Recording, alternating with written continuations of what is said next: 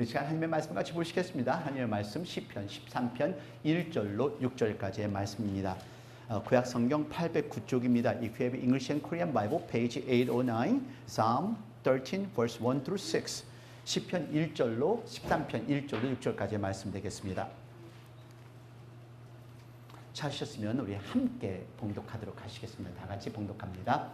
여호와여, 어느 때까지니까 나를 영영히 잊으시나이까? 주의 얼굴을 나에게서 언제까지 숨기 계셨나이까? 내가 나의 영혼에 경영하고 종일토록 마음에 근심하기를 어느 때까지 하오며 내 원수가 나를 쳐서 자긍하기를 어느 때까지 하리이까? 여호와 내 하나님이여, 나를 생각하사 응답하시고 나의 눈을 밝히소서. 두렵건대 내가 사망의 잠을 잘까 하며 두렵건대 나의 원수가 이르기를 내가 저를 이기었다 할까 하오며 내가 요동될 때에 나의 대적들이 기뻐할까 하나이다. 나는 오직 주의 인자하심을 의뢰하였사오니 내 마음은 주의 구원을 기뻐하리이다. 내가 여호와를 찬송하리니 이는 나를 후대하심이로다. 아멘.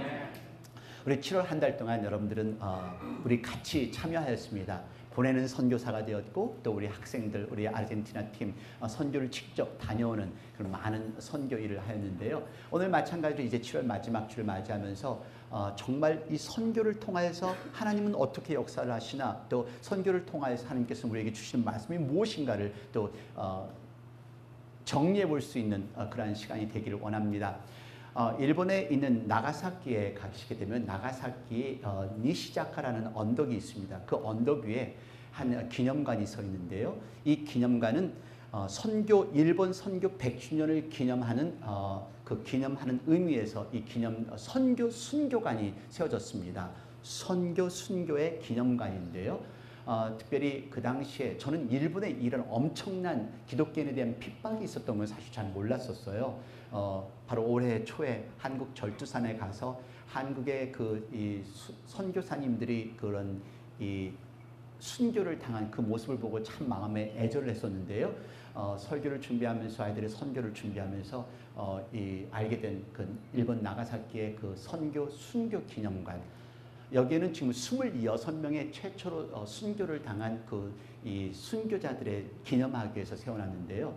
이 당시에 그 일본의 기독교 탄압은 엄청난 것이었습니다. 물론 이 카톨릭에서 천주교에서 먼저 선교사를 보냈기 때문에 우리가 그 선주교에 대한 역사를 잘 모르니까 사실 이런 많은 순교의 역사가 있다는 것을 모르는데요. 사실 이런 엄청난 비극이 일본에도 있었고, 지금은 일본의 이런 기독교의 대각성 영성 운동이 일어나야 되는데, 이 이후로는 그 기독교에 대한 그 영성 운동이 일어나지 않고 있다고 합니다.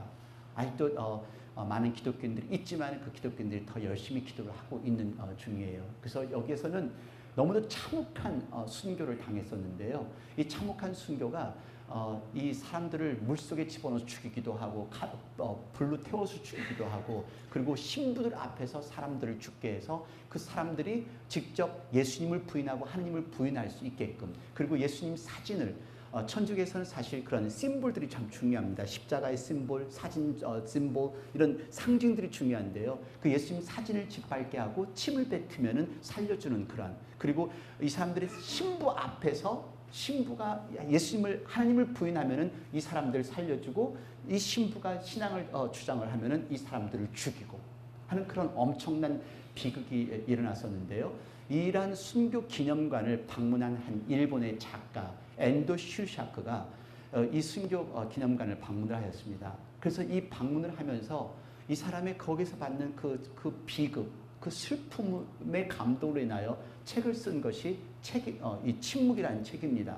1966년에 이 책이 쓰여져서 바로 작년에 2016년에 미국의 영화 감독이 영화를 만들었습니다. 그 영화의 제목이 Silence입니다. 근데 소설을 보면 여러분들이 더 실감 있게 그 순교의 현장을 느낄 수가 있는데요. 소설이나 이 영화의 마지막 결론은 계속되는 진행되는 질문이 바로 이것입니다. 왜 이들은 죽어야만 했을까? 하나님이 살아계시다면 정말 이렇게 순교를 강요하실까? 하나님이 왜 자녀들의 고통을 보고 침묵하셨을까? 다시 말해서 여러분들에게 현재로 질문을 던진다면 하나님 왜 가만히 계세요? 하나님 난 이렇게 자녀를 위해서 이렇게 기도하고 있는데 왜 하나님 아무런 말씀이 없으세요? 내 가정을 위해서 이렇게 기도하고 있는데 왜 하나님 아무런 말씀 안 하시고 침묵을 지키고 계세요? 내가 이렇게 찬양하고 이렇게 매달리고 이렇게 기도하는데 왜 하나님 우리 가정에는 변화가 없고 왜 우리 가정에 아직도 법적인 문제는 해결되지 않을까요? 왜 내 남편은 내 부인은 변화가 되지 않을까요? 그런 질문으로 생각하시면 되겠어요. 왜 이들은 죽어야만 했을까? 자, 같이 비디오 보시겠습니다.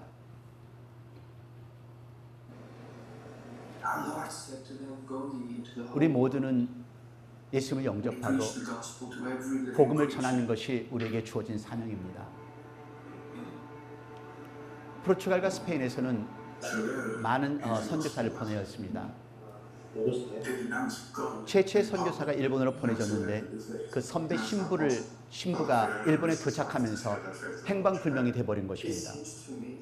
그 두 젊은 이 신부가 선배 신부를 찾고 또 선배 신부를 찾으면서 그곳에 복음을 전하기 위해서 담대하게 그 포르투갈을 출발합니다.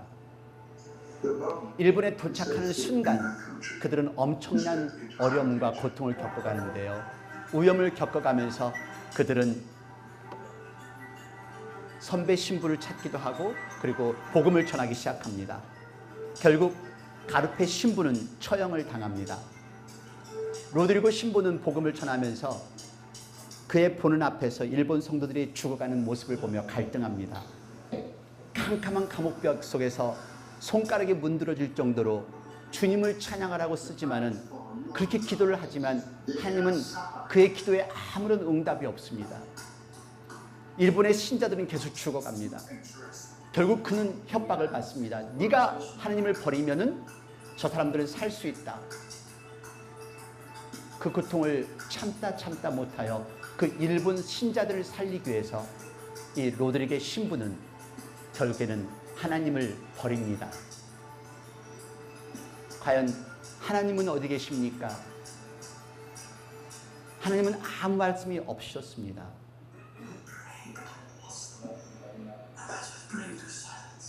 과연 하나님은 침묵을 하고 있을까요? 하지만 이 소설의 마지막 부분은 어떻게 끝나느냐면요. 나는 침묵하고 있었던 게 아니라 너희들과 함께 고통을 나누고 있었다. 나는 하나님의 음성을 듣는 것이 이 소설의 마지막 부분입니다. 저는 이 소설에 많은 사람들이 질문을 던졌다고 합니다. 과연 하나님은 침묵하고 있을까? 과연 그 상징인데 그 상징을 밟고서 잠깐 지나가고 내가 믿음만 지키면 되지 않을까? 그래서 많은 기독교인들에게 질문을 던진 것이 이 소설이며 이 영화입니다. 여러분들은 어떠세요? 이런 상황이라면은 내가 하나님을 버리면은 저 사람들을 살릴 수 있는 상황에 처해진다면 여러분들은 어떻게 하시겠어요? 로드리게 신부가 제가 여기 지금 십자가에서 지금 달려 있습니다. 여러분이 하나님을 부인한다면은 제가 지금 살 수 있습니다. 어떻게 하시겠습니까? 쉬운 질문은 아닙니다. 내가 하나님을 부인하면은 저 사람들을 살릴 수가 있을 텐데 많은 기독교인들이 또 이 영화를 보면서 소설을 읽으면서 이런 질문을 던졌지만은 저는 여기에 한 가지를 정확하게 지적하고 싶은 것은 이 신부의 순교를 당하는 그 믿음이 아주 담대할 것 같지만은 이 신부는 죽어가는 신자들을 보면서 아파하고 신음하는 하나님의 신음소리는 들을 수가 없었던 사람이라고 저는 생각을 합니다.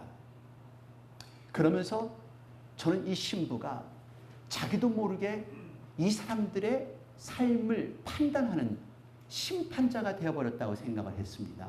그 이유가 그들의 육체적인 고통과 죽음을 지켜보면서 마음도 아프고 고통스럽지만은 과연 이들이 그 죽음의 고통을 지나간 후에 영생이 있다는 것을 이 스스로가 판단해버린 거죠.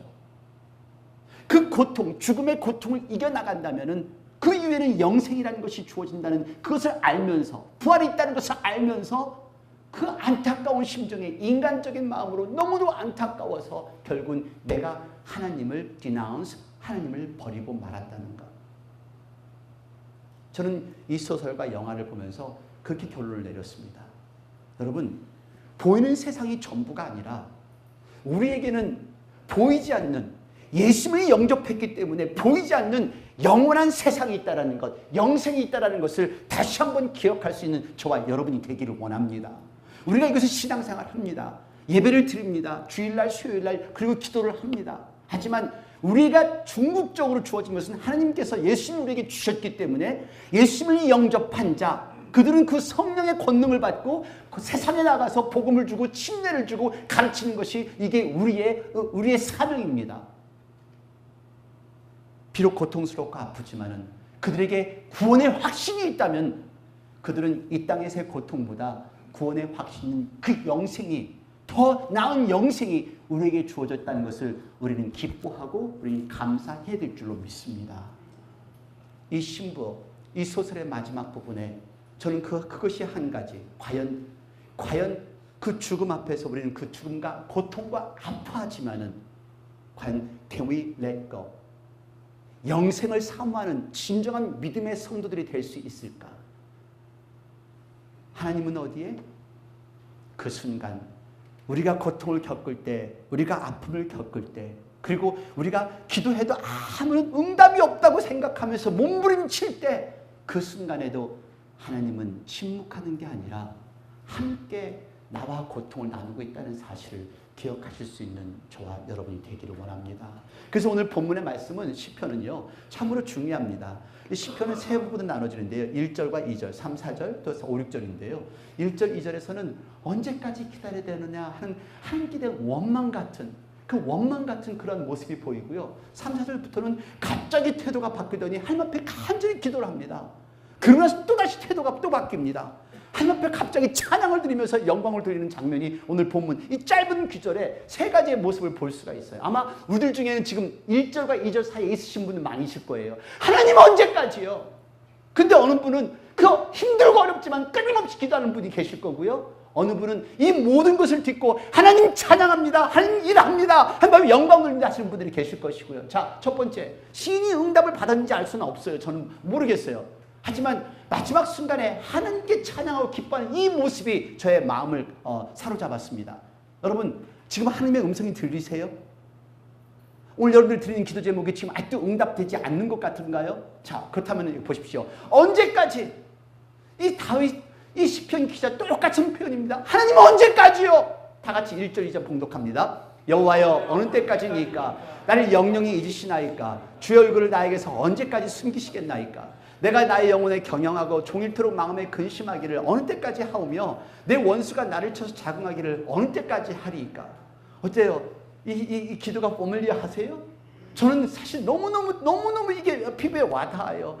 주여, 언제까지 저를 잊고 계세요? 나 이 고통 참는 게 너무 힘들어요. 하나님 언제까지 이 얼굴을 숨기시고 계실 거예요? 언제나 제 기도에 응답해 주실 거예요? 하나님 언제까지 이렇게 괴로워해야 되는데요? 언제까지 참아야 하는데요? 하나님 언제까지 이렇게 원수가 나를 괴롭히게 놔두실 건데요? 언제까지요? 이게 우리들의 기도의 모습이 될 수가 있어요. 하나님의 손길을 느낄 수 없을 때, 그리고 우리가 겪어가야 될 이 기간이 너무 오래될 때 이렇게 쉽게 포기할 수가 있지, 이렇게 표현할 수밖에 없을 거예요. 저는 이러한 순간을 많이 겪어가니까요. 때로는 우리 애들 이렇게 있지만은 애들 가는 동안에 제가 가서 안전하게 하나님이 붙들어 주시라 저는 믿었어요. 믿긴 믿었지만은 가서가 중요한 아니라 와서 애들이 변화돼서 정말 하나님 앞에 쓰임받는 애들이 되기를 원하는 그 마음. 근데 그때는 돌아왔을 때 매 마찬가지면 하나님 어떡하라고요? 하나님 어떡하라고요? 포기하고 싶을 때도 있어요. 그냥 다 내치고 싶을 때도 있고요. 하나님 어떡하라고요? 자, 여러분, 근데 우리가 이렇게 언제까지요? 어느 때까지 이렇게 이런 식의 투덜투대는 원망되는 그런 기도를 드리는 제목, 그 이유가 있습니다. 그 이유가요, 첫 번째는요, 이 고통이 길어질 때, 어떤 때는 짧게 한 달, 뭐 1년, 3년, 10년, 50년, 뭐 죽을 때까지 기도해야 될 제목들이 있을 거예요. 여러분, 이 시간이 길어질 때, 고통이 길어질 때 우리는 쉽게 하나님을 원망할 수밖에 없습니다. 여러분, 내 입에 지금 원망이 나온다면 이것이 길었는데 나는 지금 뭘 하고 있는가 한번 점검해 보십시오. 두 번째는 하나님의 은혜를 느끼지 못할 때, 이럴 때 이런 원망이 나와요. 여러분, 수요 예배 나옵니다. 그리고 주일 예배 나와요. 그리고 주일 예배도 나오고 또 뭐 새벽기도 드려요. 근데 진정한 나와 하나님과의 그 관계가 하나님의 은혜를 체험하지 못하니까 형식적으로 와서 사람 만나러 오고 또 뭐 그냥 봉사로 오고 사람 뭐 친구 만나러 오기 때문에 하나님의 은혜가 없으니까 하나님 언제까지요? 언제까지요? 하나님 만나는 그 순간까지 우리 기도하고 우리 순간까지 복음 전하고 순간까지 참고 용서하고 신앙생활 해야 되는 것이 이게 우리가 해야 할 일입니다.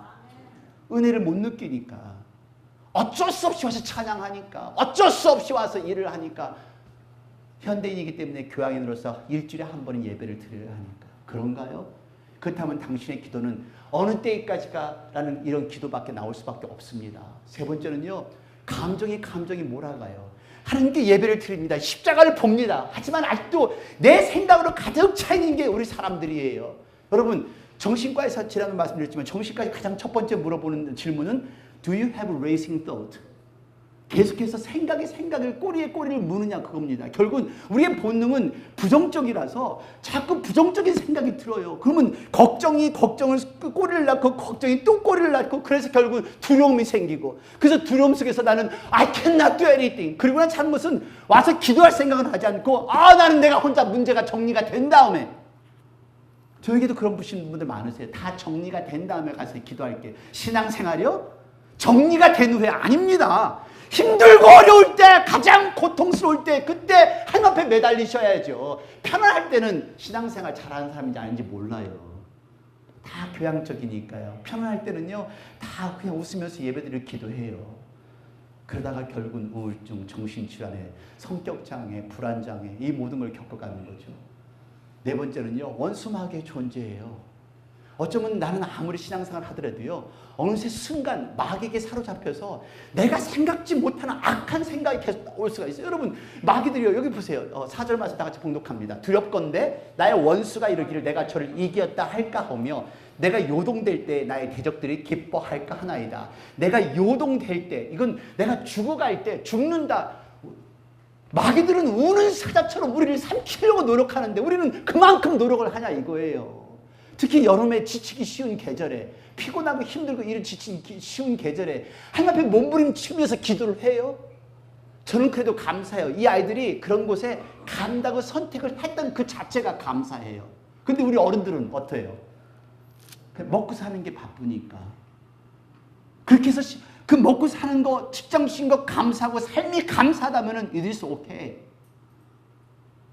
우리가 정말로 내 삶 속에 하나님 어느 때까지 이런 원망이 나온다면은 분명히 여러분들의 삶 속에 지금 하나님의 은혜가 없던가 아니면 영적으로 침체가 있고 있다는 걸 여러분 생각하셔야 합니다. 어느 때까지요? 그래서 우리가 자만하지 말고 더 매달려야 된다는 겁니다. 계속 기도하고 그래서 지금 아이들이 간사해. 정말 전 차라리 같이 가는 게 낫지. 그 이유가 왜 그런지 아세요? 여러분들에게 말씀을 못 드렸어요. 한때는 뭐 아프가니스탄의 그 선교관 그 버스가 30몇 명짜리 버스가 피랍되어 가지고 애들을 다 뭐 감금도 하고 한 사람은 또 죽었고 또 한 교회는 어디 미국 내에서 수양회를 갔다 오다가 버스가 다 뒤집어서 15명이 죽고 그러니까 여러분들은 모르니까 그냥 용감하게 사시는 거예요. 교회 행사로 갔는데 하나님 앞에 영광 돌리러 갔는데 거기서 무슨 일이 생기면 어떡하나. 그럼 하나님께 또 이 가족들은 어떡하나. 차라리 내가 거기 가서 함께 무슨 일이 사고를 당해도 괜찮은데 라는 그 마음 때문에 더 불안해서 그러니까 믿음이 없어서 그런 건지 사랑이 많아서 그런 건지 그래서 밤잠 못 이루면서 기도를 한 게 그 제 심정이었어요. 여러분 우리 자만하지 말아야죠. 순간 자빠지고 순간 넘어지는 게 우리들이에요. 그래서 우리가 더 열심히 매달려 기도해야죠. 그래서 이 다윗 기자는 여기서 이렇게 합니다. 다 3절과 4절 말씀 봉독합니다. 여호와 내 하나님이여 나를 생각하사 응답하시고 나의 눈을 밝히소서. 두렵건대 내가 사망의 잠을 잘까 하오며 두렵건대 나의 원수가 이르기를 내가 저를 이겼다 할까 하오며 내가 요동될 때 나의 대적들이 기뻐할까 하나이다. 여러분 다윗은 이 순간에 어느 때까지가 하나님 언제까지요? 하나님 얼마만큼 제가 견뎌야 되는데 하면서 하나님 앞에 기도를 시작을 합니다. 그래서 여기에 지금 말씀한 대로 내와여 하나님이여 나를 생각하사 응답하시고 하나님 앞에 간절하게 참회 깊은 마음속에 있는 모든 것을 내어놓고 하나님 앞에 토라는 장면입니다. 하나님 내 눈을 밝히시고 제가 두려운데요. 하나님 제가 정말 죽을까? 제가 잠자다가 정말 죽을까 두렵습니다. 하나님 내 원수가 나를 칠까 두렵습니다. 하나님하고 매달려 기도하는 모습이 오늘 본문의 모습이에요. 여러분 힘들고 어려우시다고요? 남편 때문에, 부인 때문에, 자식 때문에, 돈 때문에, 법적인 것 때문에, 그리고 내 정신적인 것 때문에 기도하세요. 좌절과 절망 가운데서 기도하세요. 그런데 대부분의 기도하세요 그러면 뭐라고 하는 줄 아세요? 어떻게 기도하는 말밖에 할 수 없으세요. 네, 이런 분은 하나님이 누구인지 모르는 사람입니다. 보통 대부분의 우리가 목사님들이 가서 상담을 하면은 그러시죠. 저 남편이야 술주정병인데 정말 못 견디겠어요. 그 남편을 어떻게 하면 좋아요? 그럼 목사님이 이혼하라 할 수도 없고 헤어지라고 할 수도 없고 하니까 자 기도합시다. 목사님 저 지금 돈 때문에 지금 막 그 사업이 막 있는데 지금 10만 불이 급하게 필요해요. 특히 저같이 부자 같은 목사한테 와서 10만 불이 필요해요. 돈 줄 생각 안 하고 자 기도합시다. 그렇게 얘기할 때 참 속 터지잖아요. 근데 여러분 그게 맞는 대답이에요. 저는 좀 틀린 것 같아요. 그 속삭으면은 그거 어떡하죠? 그걸 이혼을 한번 해보시죠. 어떻게? 돈을 꾸는 방법을 한번 찾아볼게요. 크레딧 카드를 한번 꾸고. 저는 이게 참 제가 조금 부족한 것 같아요. 짧은 것 같아요. 근데 여러분 정말로 기도하라는 말, 그 말이 우리에게 필요한 말씀이에요. 기도하는 말밖에 없어요? 네, 그 사람은 하나님을 모르는 사람입니다. 그래서 여러분 여기 보세요. 여호와 내 하나님이 나를 생각하사 응답하시고 나의 눈을 밝히소서. 나를 생각해달라. 하나님 나를 생각해주세요. 나를 봐주세요. 그리고 내 기도에 응답해 주세요. 간절한 기도가 들리잖아요. 분명히 어려운 상황이었을 거예요. 분명히 처해 있는 상황이 불가능한 상황이었을 텐데 하나님을 원망하다가 갑자기 돌아서서 하나님 이제 나를 보시고 나에게 응답해 주세요. 여러분 기도하시기를 바랍니다. 기도하세요. 영국의 작가이며 목사인 핏 그리그입니다. 이 핏 그리그는 렘브란트라는 그 매거진에서 50명의 혁신적인 리더 중에 한 사람이 뽑힌 사람인데요. 24시간 7일 동안 기도하는 그 기도 모임의 창립 멤버이기도 합니다. 근데 이분이 책을 썼어요. 근데 이 책의 제목이 God on Mute. 한국말로는 번역된 게 하나님은 침묵으로 말씀하신다. 근데 그 이유가 이 사람의 아내가 뇌종양으로 고통을 받고 있을 때였습니다. 정말 괴로워서 힘들어서 죽고 싶다고 하는 그 부인을 바라보면서 이 사람은 목사이니까 하나님 앞에 그냥 기도하는 것밖에 없었어요. 근데 하나님은 아무런 대답이 없는 거예요. 하나님은 마치 이 사람하고 전혀 상관없이 아무런 대답 없이 그냥 침묵만 계속되는 거예요. 그러니까 이 사람 얼마나 답답하겠어요. 하나님 대답하소서. 근데 그런 사이에서 하나님은 어디 계실까라는 질문이 계속되는데 그 침묵 가운데서 하나님이 그 침묵 가운데서 하나님이 말씀하시는 것을 깨달았습니다. 하나님이 그 기도에 반응을 하시는 거예요. 지금은 비록 아무 소리가 안 들리는 것 같으죠. 아무것도 안 보이는 것 같으죠. 하지만 이 소설의 마지막 부분에도 말한 것처럼 내가 침묵하고 있었던 것이 아니라 그들의 고통과 함께하고 있었다. 지금 하나님이 여러분들의 기도에 침묵하고 있는 것 같지만 하나님은 당신을 보시고 나를 보시고 하나님께서는 우리를 보시고 지금 함께 하시는데 우리가 지금 무엇을 하기를 원하시는지 하나님의 음성을 들어보세요. 이 고통 속에서 좌절 속에서 하나님 언제까지요? 내가 나쁜 습관 끊기 원합니다. 나 정말 끊기를 원해요. 언제까지요? 끊을 때까지 매달려 보세요. 기도해 보세요. 그냥 몸부림쳐 보세요. 고통 가운데 계시면 기도하세요. 좌절 가운데 계시면 기도하세요. 어둠 가운데 계시면 그냥 기도하시는 저와 여러분이 되기를 원합니다. 기도하세요. 그리고 마지막 순간에 이렇게 원망했던 다윗, 그러면서 갑자기 기도의 순간을 받게 된 이 다윗이 마지막 4절과 5절과 6절에서는요, 갑자기 주님을 찬양하는 기도가 나옵니다. 다 같이 5절 6절 봉독합니다. 나는 오직 주의 인자하심을 의뢰하사오니 내 마음은 주의 구원을 기뻐하리이다. 내가 여호와를 찬송하리니 이는 나를 후대하심이로다. 자, 주의 인자하심을 의뢰하사오니 내 마음은 주의 구원을 기뻐하리이다. I'm rejoicing in His salvation. 기도는 말하는 것이 아니에요. 하나님과 대화도 하지만은 기도는 들으셔야 돼요. 아무런 대답을 안 하는 것 같지만 하나님께서는 그 기도를 통해서 응답을 주시고 말씀을 주시기 때문이에요. 오늘 성가대 찬양과 똑같은 내용이죠.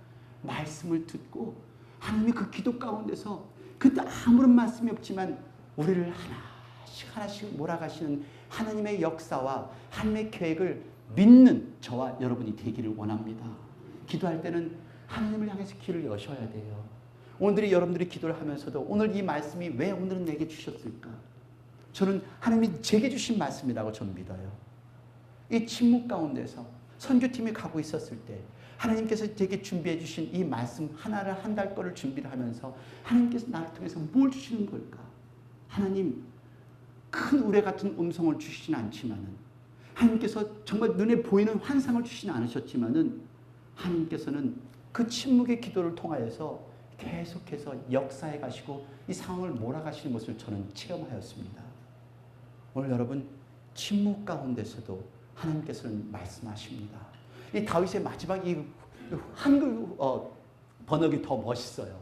한글 영어 번역에는 He's good to me. 나에게 정말 좋으십니다. 근데 한국말로는 후대하심이로다.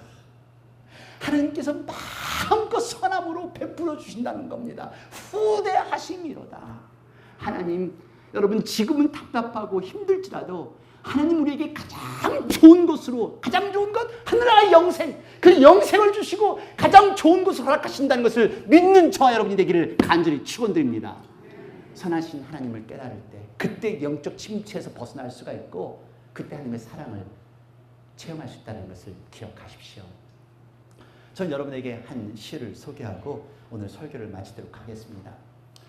2차 대전 중에 독일 콜론 수용소에서 발견된 시입니다. 이 시를 쓴 사람 누군지 모릅니다. 하지만 한 가지 분명한 사실은 이 사람들은 지금 죽음을 기다리고 있는 사람이에요.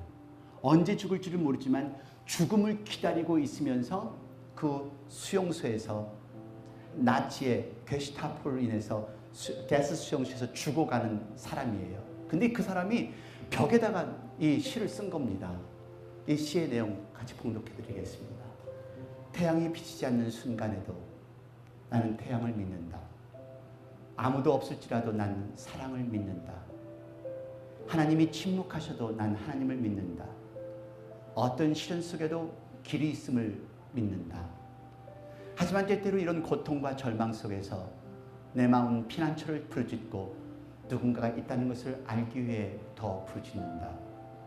그때 내 안의 소리가 들리기를 잠깐만 얘야, 내가 힘을 주마, 희망을 주마, 조금만 기다리렴. 태양이 비치지 않는 순간에도 나는 태양을 믿는다. 아무도 없을지라도 나는 사랑을 믿는다. 하나님이 침묵하셔도 나는 하나님을 믿는다. 어떤 시련 속에도 길이 있음을 믿는다. 그리고 이 시의 마지막 부분이 이렇게 끝납니다. 언젠가는 태양이 비치리라. 언젠가는 행복하리라. 언젠가는 사랑이 있으리라. 언젠가는 평화로우리라. 죽어가는 사람이 한치 앞을 내다보지 못하는 이 사람이 이러한 시를 쓸 수 있다는 그 용기에 저는 머리를 숙일 뿐입니다. 우리는 너무도 많은 걸 가졌습니다. 과연 우리 좌절과 절망 가운데서 이런 소망을, 또 이런 사랑을, 이런 행복을 느낄 수 있을까요? 진정한 신앙인은 이런 소망을, 이 행복을, 이 평안함을 느낄 수가 있습니다. 하나님께서 침묵하실 때 더 기도하십시오. 기도하겠습니다.